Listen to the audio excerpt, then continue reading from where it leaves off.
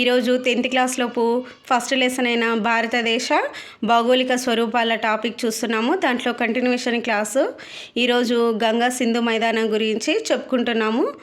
గంగా సింధు మైదానంను ప్రధానంగా 3 భాగాలుగా విభజిస్తారు. దాంట్లో ఫస్ట్ వన్ పశ్చిమ భాగము, సెకండ్ వన్ మధ్య భాగము, థర్డ్ వన్ తూర్పు భాగం. దీంట్లో ఫస్ట్ వన్ పశ్చిమ భాగంలోనేమో సింధు నది ఉంటుంది, మధ్య భాగంలోనేమో గంగా నది ఉంటుంది, తూర్పు భాగంలోనేమో బ్రహ్మపుత్ర నది ఉంటుంది. అయితే ఈ సింధు నది మనకి పంజాబ్, హర్యానాలోపు ఉంటుంది. మనకు గంగా నదినేమో ఉత్తరప్రదేశ్, బీహార్, జార్ఖండ్, హర్యానా, పశ్చిమ బెంగాల్ లోపల ప్రవహిస్తుంది. నెక్స్ట్ తూర్పు భాగమేమో బ్రహ్మపుత్ర నది ఉంటుంది. ఈ బ్రహ్మపుత్ర నది ప్రవాల భీతికలతోటి ఏర్పడింది. వీటి గురించి క్లియర్గా చూస్తూ వెళ్ళిపోదాము. గంగా సింధు నది మైదానం చూస్తున్నాము. అయితే 3 హిమాలయ నదులైన గంగా, సింధు, బ్రహ్మపుత్రలు వీటి ఉపనదుల వల్ల విశాల ఉత్తర మైదానం ఏర్పడింది. అయితే మొదట్లో చూడండి, 2 కోట్ల సంవత్సరాల క్రితము ఇది తక్కువ లోతు ఉన్న పల్లె మాదిరిగా ఉండేదన్నమాట. అయితే హిమాలయాల నుంచి వచ్చే నదులు తెచ్చిన రకరకాల ఒండ్రు మట్టి వల్ల ఇది క్రమేపీ పూడుకుంటూ వచ్చిందనమాట. అయితే భారతదేశంలోని గంగా సింధు నదీ మైదానాన్ని ప్రధానంగా మనం 3 రకాలుగా అని ఇంతకుముందు చెప్పుకున్నాం కదా. దాంట్లో ఫస్ట్ వన్ పశ్చిమ భాగము, సెకండ్ వన్ మధ్య భాగము, థర్డ్ వన్ తూర్పు భాగం. దాంట్లో ఫస్ట్ వన్ పశ్చిమ భాగం చూడండి. ఈ పశ్చిమ భాగము హిమాలయాల నుండి ప్రవహించే సింధు నది, దాని ఉపనదులైన జీలం, చీనాబ్, రావి, బియాస్, సట్లెజ్లతో ఏర్పడింది. అయితే సింధు నది పరివాహక ప్రాంతం అధిక భాగము పాకిస్తాన్ లోపల ఉంది. కొంత భాగం మాత్రమే భారతదేశంలోనే ఉన్న పంజాబ్, హర్యానా మైదానాలలోపు ఉందన్నమాట. ఈ ప్రాంతంలో సారవంతమైన అంతర్వేదిలు అత్యధికంగా ఉన్నాయి. అయితే 2 నదుల మధ్య ప్రాంతాన్ని అంతర్వేది అంటారు. మనకు టెట్లో ఒకసారి అంతర్వేది అనగానేమి అని ఇవ్వడం జరిగింది. అప్పుడు మనకు ఇట్లా బిట్స్ వచ్చినాయి అన్నమాట, 2 నదుల మధ్య అని ఇలా ఇవ్వడం జరిగింది ఆప్షన్స్. కాబట్టి ఈ చిన్న చిన్నవి కూడా చూసుకోవాలి. మెయిన్ మీకు ఇలా ఎందుకంటే టెక్స్ట్ బుక్, మనకు తెలంగాణ టెక్స్ట్ బుక్ ప్రామాణికం కాబట్టి మీకు ఈ టెక్స్ట్ బుక్ చూస్తూ మీకు చెప్పడం జరుగుతుంది. ఇలా అయితే మనం ఏ పాయింట్ను మిస్ కాము, ఇలా ఉంటుంది అని ఆ ఉద్దేశంతో చూపించడం జరుగుతుంది. ఇంకా అదేవిధంగా షార్ట్గా ఎలా గుర్తుపెట్టుకోవాలి, నోట్స్ టైప్ కానీ కూడా 2 రకాలుగా చూపించడం జరుగుతుంది మన వీడియోలో. ఒకసారి పశ్చిమ భాగంని చూడండి. ఈ పశ్చిమ భాగం లోపల మనకి ఏముంటుంది, సింధు నది. ఈ సింధు నది యొక్క ఉపనదులు ఏవి, జీలం, చీనాబ్, రావి, బియాస్, సట్లెజ్, ఇవి ఉపనదులు అన్నమాట. ఇక్కడ చూడండి, నెక్స్ట్ మనకు ఈ సింధు నది అనేది పాకిస్తాన్లో అధిక భాగం ఉంటుంది. భారతదేశంలోకి వచ్చే వరకు పంజాబ్, హర్యానాలో మాత్రమే ఉంటుందన్నమాట. దీని యొక్క ప్రత్యేకత ఏంటిదంటే సారవంతమైన అంతర్వేదులు అంటే 2 నదుల మధ్య ఉన్న ప్రాంతాన్ని అంతర్వేది అని చెప్పుకున్నాం కదా, ఆ విధంగా అన్నమాట. ఇది మనకు సింధు నదికి సంబంధించింది. సింధు నది ఎక్కడ ఉంటుంది, పశ్చిమ భాగంలో ఉంటుంది. సింధు నది యొక్క ఉపనదులు ఏంటివి, జీలం, చీనాబ్, రావి, బియాస్, సట్లెజ్. ఈ ఉపనదులు కూడా చూసుకోండి, ఇవి కూడా ఇంపార్టెంట్. అదేవిధంగా మనకు భారతదేశానికి పశ్చిమ భాగంలో ఉన్న నది ఏది, మధ్య భాగంలో ఉన్న నది ఏది, ఇలా కూడా బిట్స్ వస్తుంటాయి కాబట్టి ఇవి కూడా ఒకసారి చూసుకోండి.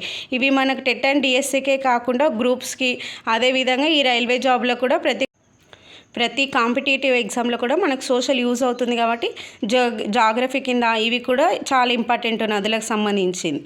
నెక్స్ట్ వన్ మధ్య భాగంలో ఏముంటుంది, గంగా కదా. గంగా మైదానం ప్రఖ్యాతి చెందిందనమాట. ఇది గగర్ నది నుండి తీసా నది వరకు మనకు విస్తరించి ఉంది. ఈ గంగా నది ఎక్కడి నుంచి ఉంటుంది అంటే గగర్ నుండి తీసా నది వరకు విస్తరించి ఉందన్నమాట.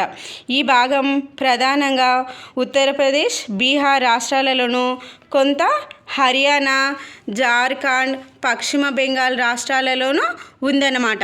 ఇక్కడ గంగా, యమున మనకు నదులు, వాటి ఉపనదులైన సోన్, కోసి వంటి ప్రవహిస్తూ ఉంటాయి. ఇక్కడ చూడండి, మనకు సింధు నది ఉపనదులు వచ్చి మనకు జీలం, చీనాబ్, రావి, బియాస్, సట్లెజ్. అదేవిధంగా మనకు ఉపనదులు చూసుకున్నట్లయితే మన గంగా, యమున నదులవి సోన్, కోసి అనేటివి. మనకి ఈ నదులు ఉపనదులు కూడా ఇంపార్టెంట్, ఇవి కూడా గుర్తుంచుకోండి. నెక్స్ట్ తూర్పు భాగం. ఈ తూర్పు భాగం చూడండి, ప్రధానంగా ఇది అస్సాంలోని బ్రహ్మపుత్ర లోయ లోపల ఉందన్నమాట. ఇది ప్రధానంగా బ్రహ్మపుత్ర నది వల్ల ఏర్పడింది. మనకు ఈ తూర్పు భాగంలో ఉన్న నది ఏది? బ్రహ్మపుత్ర నది అనమాట. ఇది ఈ బ్రహ్మపుత్ర లోయ లోపల ఉంది కాబట్టి ఇక్కడ నది వల్ల ఏర్పడింది. నెక్స్ట్ చూడండి, హిమాలయ నదులు క్రిందికి ప్రవహించే క్రమంలో రాళ్ళు, గులకరాలు వంటి వాటిని శివాలిక్ పర్వతాల పాద భాగంలో 8 నుంచి 16 కిలోమీటర్ల సన్నటి మేకలుగా నిక్షేపణ చేశాయి. ఈ భూస్వరూపాన్ని మనం ఏమంటామంటే బాబర్ అని పిలుస్తారు. ఇది బాగా సచ్ఛిద్రంగా ఉండి చిన్న నదులు, వాగులు దీని కింద నుంచి ప్రవహించి కింది ప్రాంతంలో మళ్ళీ బయటకు ప్రవహిస్తాయి. దీనివల్ల చిత్తడి నేలలు ఏర్పడతాయి. దీనినే ఇక్కడ మనం ఏమని పిలుస్తారంటే టెరాయి. పైననేమో బాబర్, టెరాయి, చిత్తడి నేలనేమో టెరాయి అంటారు. మనకు ఇక్కడ ఉంది చూడండి, రాళ్ళు గులకరాలు ఉన్నవేమో బాబరు, చిత్తడి నేల ఉన్నదేమో టెరాయి. ఇవి కన్ఫ్యూజ్ కావద్దు. నెక్స్ట్ చూడండి, ఒకప్పుడు టెరాయి ప్రాంతంలో దట్టమైన అడవులు, వైవిధ్యభరితమైన వన్యప్రాణులు ఉండేవి. అయితే భారతదేశ విభజన సమయంలో వలస వచ్చిన వాళ్ళ కోసము టెరాయి ప్రాంతంలోని చాలా వరకు అడవులను తొలగించి వ్యవసాయ భూముల కింద మార్చారు.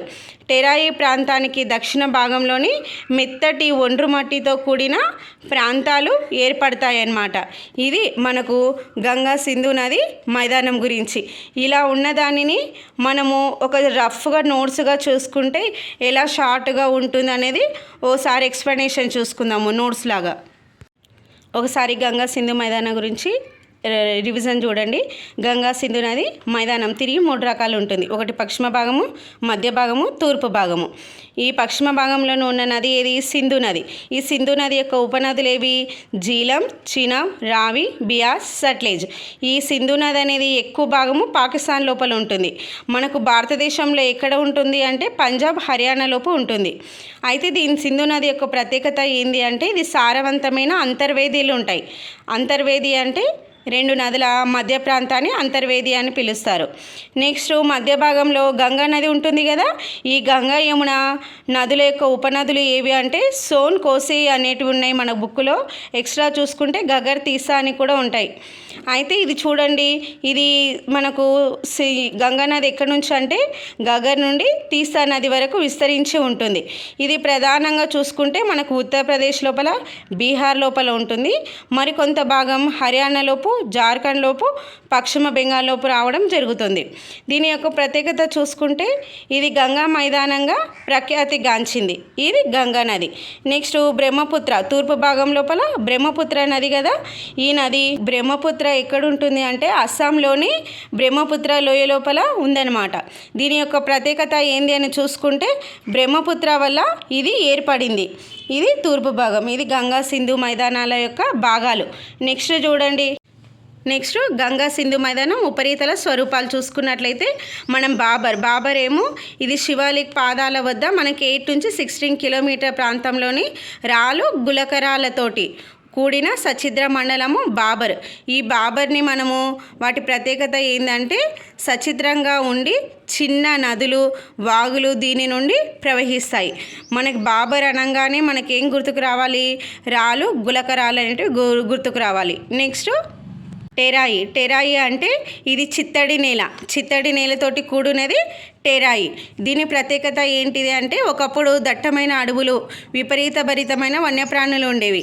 అయితే దేశ విభజన సమయం లోపల వారి కోసము అక్కడ భూములను, చెట్లను నరికి మనకేం చేస్తారంటే భూములుగా, వ్యవసాయ భూములుగా మార్చడం జరిగిందనమాట. నెక్స్ట్ ఒండ్రు మట్టి. థర్డ్ వన్ ఏంటిది? ఒండ్రు మట్టి. ఈ ఒండ్రు మట్టి ఏంటంటే టెరాయి ప్రాంతానికి దక్షిణ భాగం లోపల ఉన్నాయన్నమాట. ఇవి సారవంతమైనవి. పురాతన ఒండ్రు మట్టిని మనం ఏమంటాం? బంగారు అని పిలుస్తారు. దీనికి పేర్లని గుర్తుకు పెట్టుకోవాలి. చూడండి, పురాతన ఒండ్రు మట్టిని ఏమంటారు అంటే బంగారు అని పిలుస్తారు. అదేవిధంగా నవీన ఒండ్రు మట్టిని ఏమని పిలుస్తారు అంటే ఖాదర్ అని పిలుస్తారు. మనకు బిట్స్లలో ఖాదర్ అంటే ఏంది, బంగారు అంటే ఏంది, ఇలాంటి క్వశ్చన్స్ వస్తుంటాయి. అదేవిధంగా టెరాయి అంటే ఏంది, బాబర్ అంటే ఏంది, ఒండ్రు మట్టి అని ఇలా మనకు క్వశ్చన్స్ వస్తుంటాయి. కాబట్టి వీటిని కూడా ఒకసారి గుర్తుపెట్టుకోవాలి. ఖాదర్ మనకు, అదేవిధంగా బంగార్, మరి టెరాయి, బాబర్, ఇవి పేర్లు మాత్రం కన్ఫ్యూజ్ కాకుండా చూసుకోండి. ఇది మనకు ద్వీపకల్ప పీఠభూమిలోపు మనకు గంగా సింధు మైదానాన్ని చూసుకున్నాము. భారతదేశంలోపు భౌగోళిక స్వరూపాలు సెకండ్ వన్ కంప్లీట్ అయింది. నెక్స్ట్ థర్డ్ వన్ ద్వీపకల్ప పీఠభూమి. ద్వీపకల్ప పీఠభూమి గురించి నెక్స్ట్ వీడియోలో చూద్దాము. Thank you all of you. మీ కనుక మా క్లాస్ నచ్చినట్లయితే ప్లీజ్ మన ఛానల్ని లైక్ చేయండి, షేర్ చేయండి, సబ్స్క్రైబ్ చేసుకోండి. Thank you all.